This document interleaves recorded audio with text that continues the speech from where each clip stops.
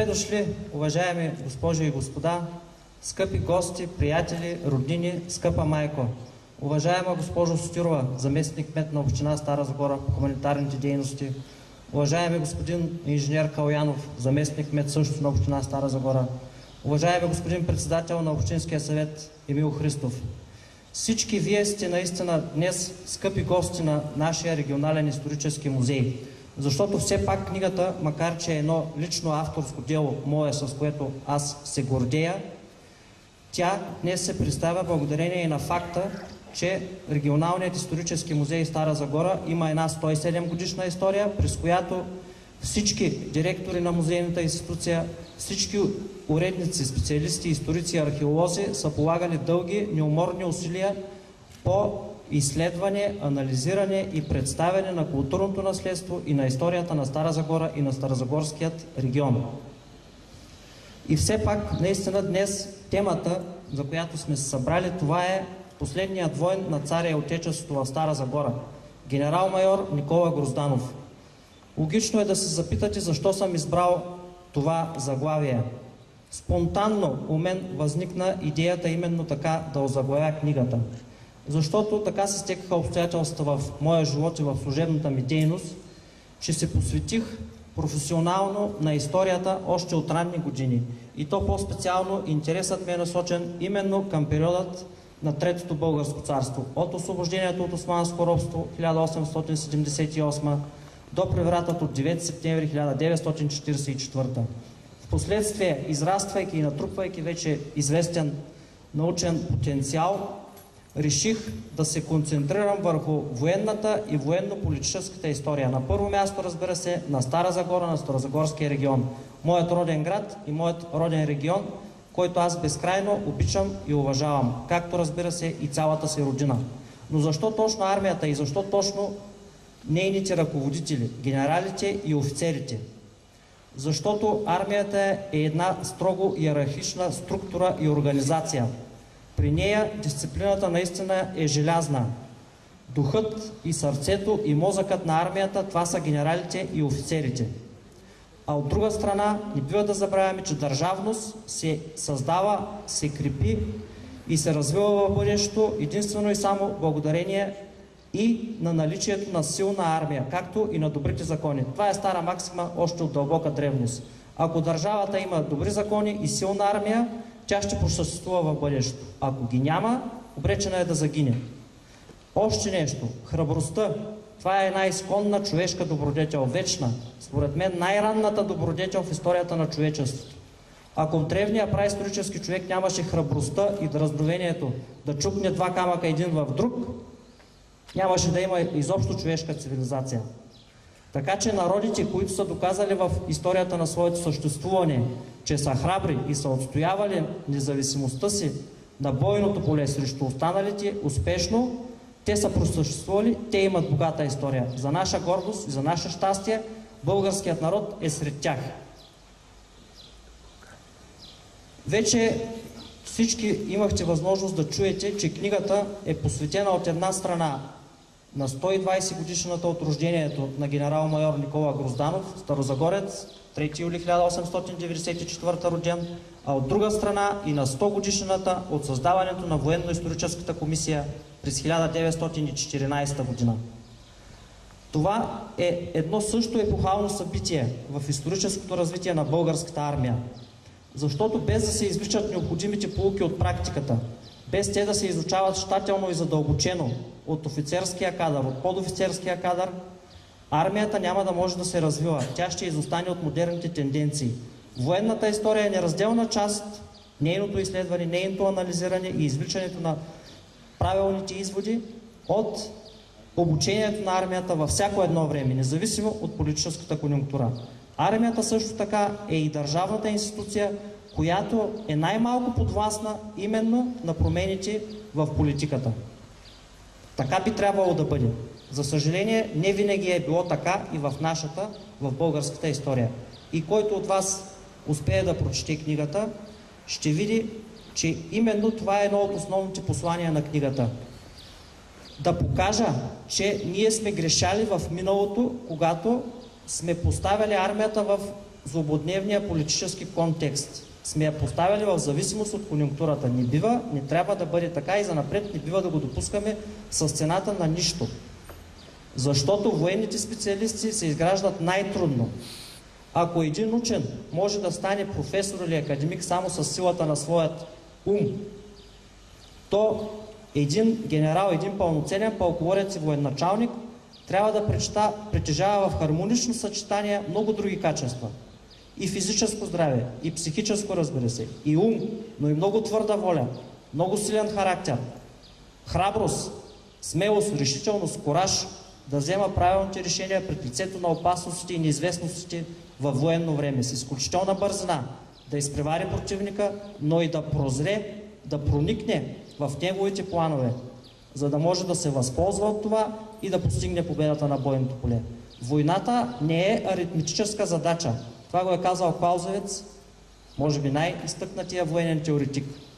Трябва да го имаме в предвид в това. Един военен, един генерал, един пълководец прави изкуство, когато управлява войски, грамадни войскови маси на бойното поле. Не случайно се нарича военната наука военно изкуство. Тя не е точна наука, не е хуманитарна наука. Но за един генерал, за един пълководец се изисква той да има и достатъчно обща култура, и достатъчно военна култура, да притежава силните качества на характер, за които споменах преди малко. Той трябва да бъде наистина една универсално надарена и всестранно развита хармонична личност. Такива в човешката история са били много малко хора. Може да ги събереме на пръстите на една ръка. Така мисля аз. Александър Велики, Юлий Цезар, Анибал, Наполеон, може би Фридрих Велики. И до там стигаме и свършване. Много е трудно през 19-20 век и 21 век да се изградят такива личности, в която и да е армия. Но за наша голяма гордост, българската армия, нейната история след освобождението показва, че ние поне сме създали такива генерали и пълководци, които са се доближили, макар и до известна степен, до този идеал, до който са достигнали в древността, в по-ранната история личности, които споменах преди малко. Преди 2 години, когато отбелязвахме 100 годишната от Балканската война, обърнах внимание върху 7 старозагорци, генерали и офицери, които са командвали с огромен успех българската армия. Преобладаваща част от тях, разбира се, през Балканските войни е в Първата световна война. Героят на тази моя книга, на втората ми книга, генерал-майор Никола Грозданов, е по-млад от тях, роден е, както казахме, преди 120 години. През Балканската война все още не е имал възможност да вземе участие във военните действия, както и през Междусъюзническата война. През Първата световна война, както каза и доцент Станчев, е млад офицер все още, артилерийски, в 8-ми артилерийски полк, в 18-ти артилерийски полк, подпоручик и поручик. Този офицер можеше, и аз съм убеден, че щеше да разгърне своя военен талант и своите добродетели във Втората световна война, 1944-1945. Защото до тогава той натрупа вече необходимият опит в управление на войските с 30 годишен военен стаж. Притежава и висше гражданско образование, юридическо, завършил е Софийския университет в 1926 година, т.е. има и достатъчно широката обща култура. Завършва военната академия в София 1931 година, все още в условията на ограниченията от Ньойския мирен договор. Има стаж и като военен аташе на царство в България, в Румъния и Полша с постоянно седалище в Букурещ. Бил е началник щаб на Армейска област, 4-та с щаб в Плевен, 38-40 година. Командва пехотни полкове, 3-ти пехотен Мдински полк и тук родния му 12-ти пехотен Балкански полк в Стара Загора.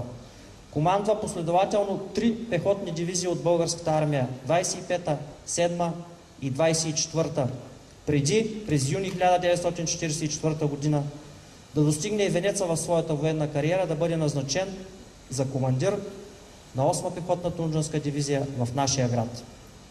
А година преди това, на 14 септември 1943 година, 2 седмици след смъртта на цар Борис III, е произведен в званието генерал-майор. За съжаление, именно поради превратностите на политическата конюнктура и поради тяхното отрицателно влияние върху командването на армията и въобще върху офицерския корпус, на него не му е дадена възможност да се изяви във войната с Германия. А той го е искал, искрено го е желал. Заявява го това и пред разпита и следствието на Народния съд. Подписва се по това нещо в собствените си показания в дознанието, което дава на 31 декември 1944 пред следователите от Народния съд. Ето къде е несправедливостта и историческа, и житейска. Защото много е трудно да се създадат военни специалисти, да се култивират, да се насаждат в тях военните традиции и добродетели. И когато дойде ред държавата да отиде на война, когато въоръженият народ има нужда от такива способни военачалници и пълководци, те да бъдат лишени от възможността да го командват с чест и достоинство и да извоюват победи на бойното поле, да постигнат славата, към която са се стремяли всичките тези години. Защото имайте предвид, че всеки пълководец и военачалник, за да стане наистина такъв, в него трябва да е дълбоко вкоренено и чувството и стремежът към слава, към завоюване на слава на бойното поле. Ако той не го притежава това чувство, славолюбието, няма да стане истински пълководец и военачалник.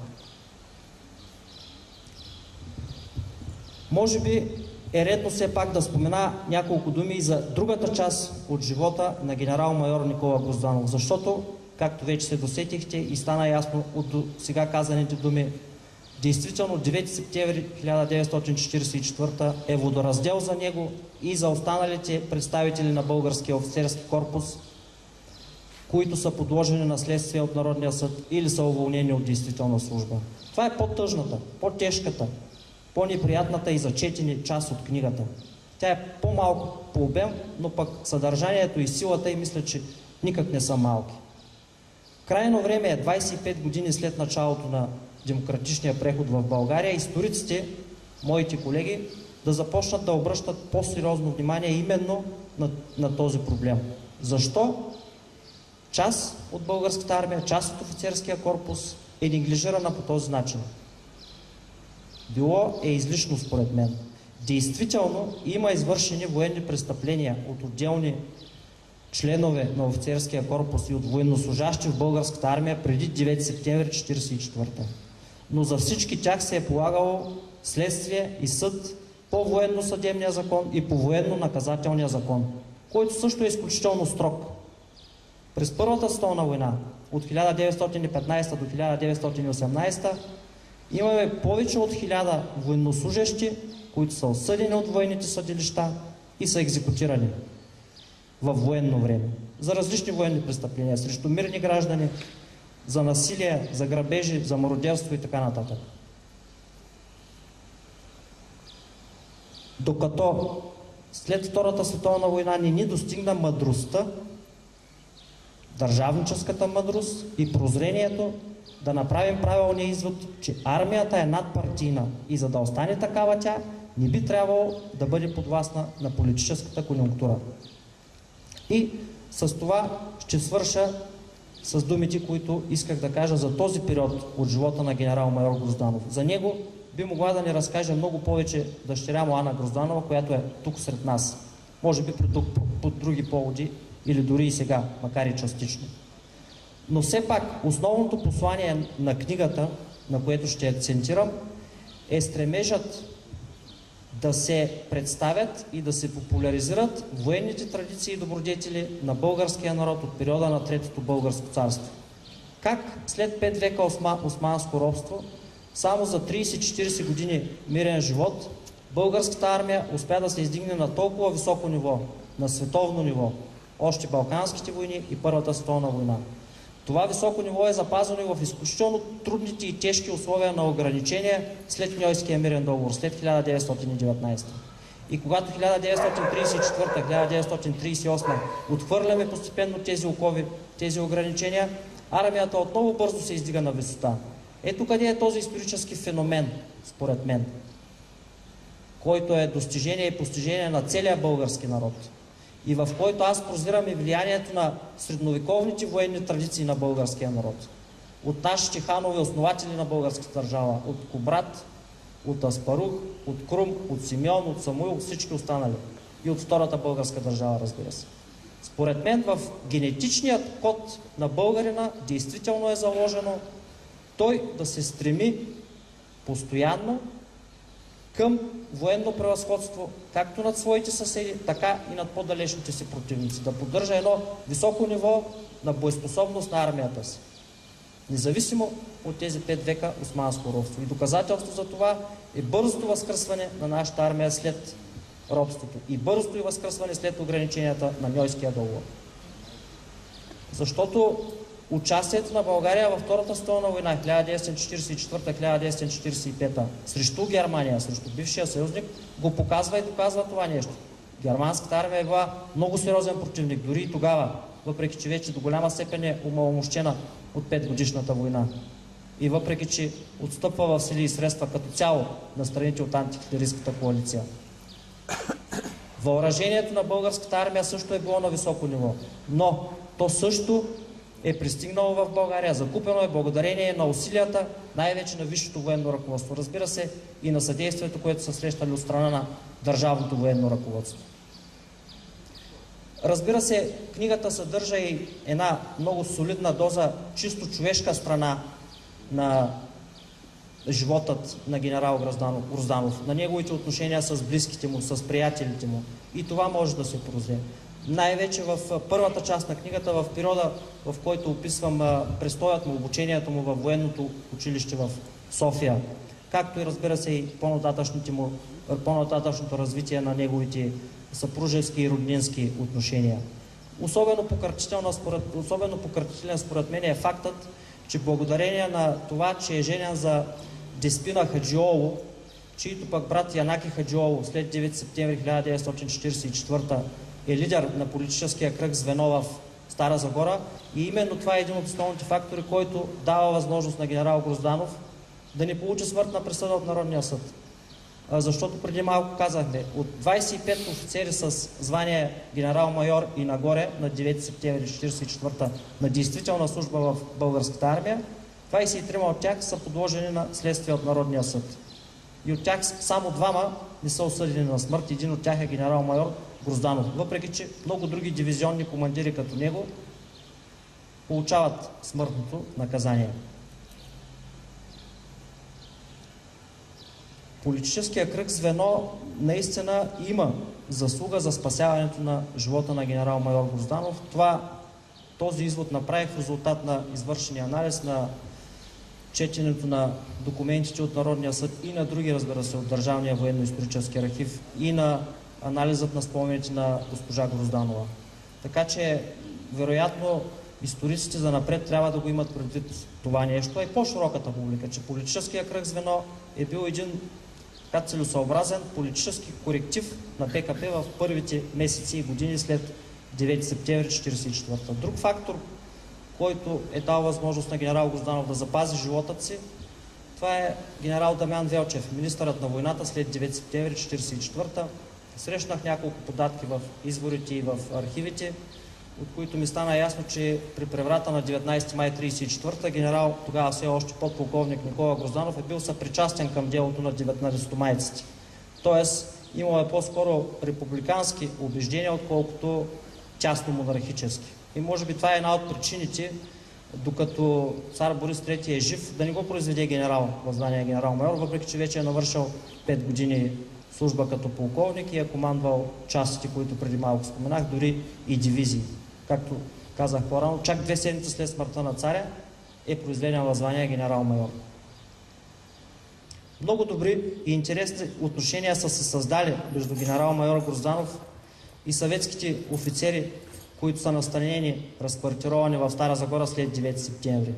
Тук е разположен 66-ти стрелкови корпус от 37-ма съветска армия, 3 пехотни дивизии и 1 артилерийска бригада. Говоря като цяло за територията на Старозагорска област, но щабовете на повечето от тези съединения са били тук в Стара Загора. И генерал Грозданов е поддържал с тях достатъчно близки контакти, съюзнически. Много важна негова заслуга, която трябва да имаме предвид, а и не само на него, на всички военни лидери на България в първите дни, буквално след 9 септември 1944, е, че вземат далновидното решение да не се оказва никаква съпротива на съветската армия или на слизащите от Балканите партизански отряди. Правилно са преценили, че това е излишно проливане на кръв, че така или иначе е вредно и грешно да се оказва съпротива в този момент на съветската армия. Всъщност още правителството на Константин Муравиев, и това също държа дебело да го подчертая, е взело решението, че България скъсва съюза с Германия и се стреми към примирие с САЩ и с Великобритания, като държи на всяка цена да запази мирът с Съветския съюз. Това не е постигнато по сложни дипломатически причини от международен характер.